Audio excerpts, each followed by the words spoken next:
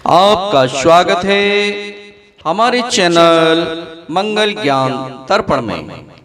साथियों, रोजाना की तरह आज भी हम आपके लिए एक नई कथा लेकर के आए हैं और मैं आशा करता हूं कि आप सब लोग मेरी कथा को पूरा सुनेंगे।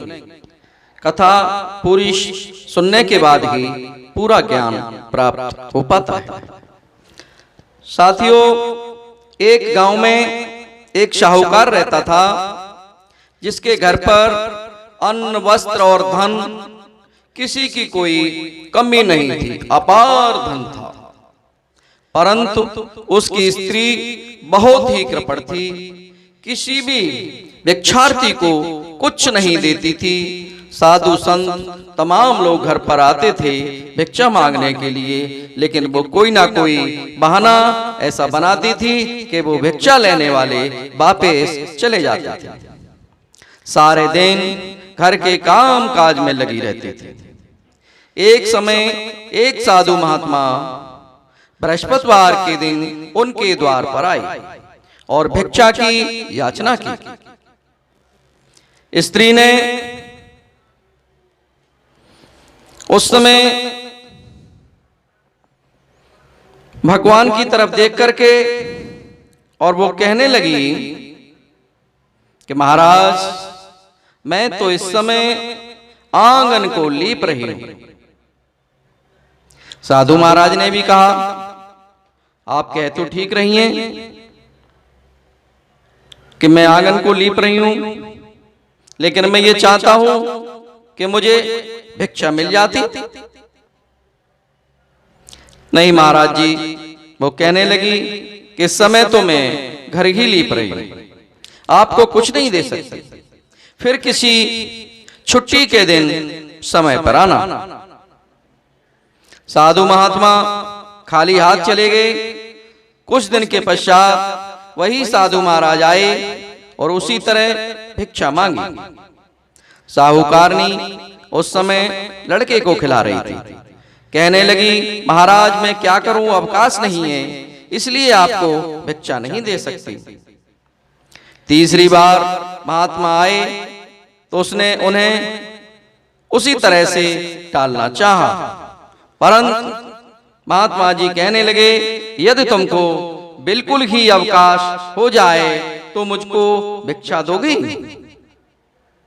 वो साहूकारनी बोली कि बिल्कुल महाराज जी, अगर मैं फ्री हो जाऊंगी तो बड़ी आपकी कृपा होगी।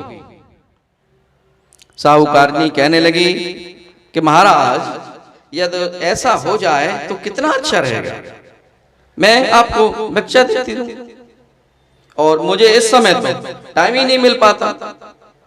साधु महात्मा जी कहने लगे, अच्छा मैं एक उपाय बताता हूं, तुम बृहस्पतिवार को दिन चढ़े पर उठो और सारे घर में झाड़ू लगाकर कूड़ा एक कोने में जमा करके रख दो। घर में चौका इत्यादि मत लगाओ। फिर स्नान आदि करके घर वालों से कह दो कि उस दिन सब हजामत अवश्य बनवाएं। रसोई बनाकर चूल्हे के पीछे रख दिया करो, सामने कभी मत रखो, और सायंकाल को अंधेरा होने के बाद दीपक जलाया करो, तथा बृहस्पतिवार को पीले वस्त्र मत धारण करो और न पीले रंग की चीजों को भोजन में शामिल करो। यदि ऐसा करोगी तो तुम्हारा घर का कोई काम तुम्हें नहीं करना पड़ेगा। साहूकारनी ने ऐसा ही किया कि बृहस्पतिवार के दिन देर में उठी, झाड़ू लगाकर कूड़े को घर में जमा कर दिया। पुरुषों ने हजामत बनवाई, भोजन बनवा कर चूल्हे के पीछे रख दिया। वैसा बृहस्पतिवार को ऐसा ही करती रही। अब कुछ काल बाद उसके घर में खाने को दाना भी नहीं रहा, क्योंकि थोड़े दिन में ही सब समाप्त हो गया, क्योंकि वो सारे काम उल्टे कर रही थी। जैसा बता गए थे कि उसको फ्री होना है तो वो फ्री के लिए सब कुछ कर रही थी, धीरे धीरे सब समाप्त हो गया। थोड़े दिन में महात्मा जी फिर आए और भिक्षा मांगी, परंतु सेठानी ने कहा कि महाराज मेरे घर में खाने को अन्न नहीं है, आपको क्या दे सकती हूँ। तब महात्मा ने कहा, जब तुम्हारे घर में सब कुछ था तब भी तुमने कुछ नहीं दिया, और अब पूरा पूरा अवकाश है तब भी कुछ नहीं दे रही हो, तुम क्या चाहती हो वह कहो। तभी सेठानी ने हाथ जोड़कर प्रार्थना की, अब कोई ऐसा उपाय बताओ कि मेरे पहले जैसा धन्य धान हो जाए, और अब मैं प्रतिज्ञा करती हूं अवश्य मेव जैसा आप कहेंगे वैसा ही करूंगी।